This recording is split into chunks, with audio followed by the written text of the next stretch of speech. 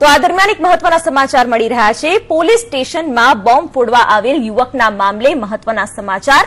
આરોપી ગણપતના ઘરેથી 15 બોમ્બની સામગ્રી મળી આવી છે।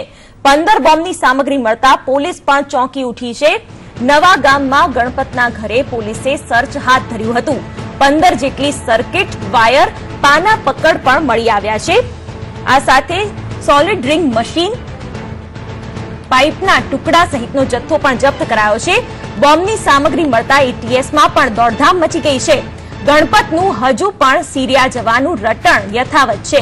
તો સિરિયા જવાના રટણથી પોલીસ પણ મૂંઝવણમાં છે। ગણપત નામનો આરોપી પોલીસ સ્ટેશનમાં ઘૂસ્યો હતો। ગણપત અગાઉ પણ ઘરેથી ભાગી ગયો હતો। ભાગીને જ્યાં ગયો હતો તે સ્થળની પણ હવે તપાસ કરવામાં આવશે।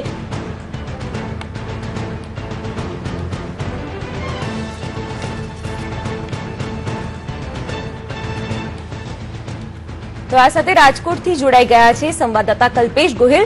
જે કલ્પેશ, રાજકોટ હવે એવું લાગી રહ્યું છે કે આ બોમ્બનું ને એનું હબ બની રહ્યું છે, કારણ કે અગાઉ પણ આવા કિસ્સાઓ સામે આવી ચૂક્યા છે। એક તરફ પોલીસવાળા દીવમાં મહેફિલ માનતા ઝડપાય છે, ક્યાંક એવું ના બને કે એમના નાક નીચે કોઈ ગુનાહિત ષડયંત્ર રચાતું હોય। શું કહેશો આ સમગ્ર મુદ્દે?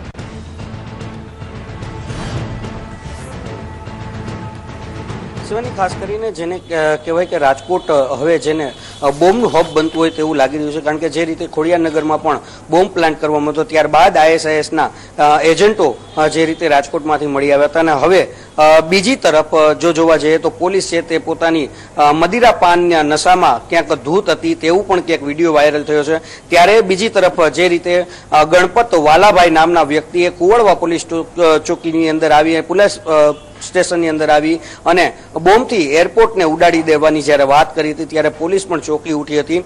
ખાસ ગણપત જે વાલાભાઈ છે તે અગાઉ પણ પોતે ઘરેથી જતો રહ્યો હતો, ત્યારે પરિવારજનો દ્વારા તેની ગુમસુદાની ફરિયાદ નોંધાવી હતી।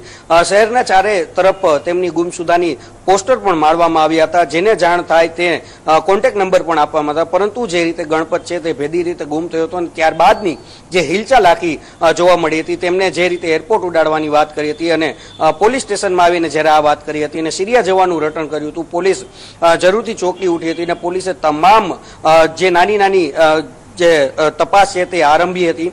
ત્યારે ગણપતને આજે તેમનું થાન પાસે નવાગામ આવેલું છે, ત્યાં તેમના ઘરની તપાસ કરવામાં હતી, આસપાસના વિસ્તારોની પણ તપાસ કરવામાં હતી। ત્યારે તે જે જગ્યાએ રહેતો હતો ત્યાંથી મોબાઈલની જે સર્કિટો હોય છે, જે રેણ મશીન કહેવાય છે તે મળી આવ્યું છે, નાના વાયરના કટકા મળી આવ્યા છે, લોચુંબક મળી આવ્યું છે। આ જે તમામ સામગ્રીઓ છે તેનો ક્યાંક બોમ્બમાં પણ ઉપયોગ થઈ શકે તેવી પોલીસને આશંકા વ્યક્ત કરી હતી અને પોલીસે ગણપતના ઘરની આજુબાજુની પણ તપાસ હાથ ધરી છે। ગણપત જે રીતે ગુમ થયો હતો ત્યારબાદ તે ક્યાં ગયો હતો, આ તમામ જાતની તપાસનો ધમધમાટ શરૂ કર્યો છે। તો ખાસ કરીને વાત કરવામાં તે સિરિયાનું જે રટણ કરી રહ્યો છે તે શું કામ કરી રહ્યો છે, આ તમામ વિગત મેળવવા માટે પોલીસે ચક્રો ગતિમાન કર્યા છે અને ગણપતની ઝીણવટભરી તપાસનો આરંભ શરૂ કર્યો છે।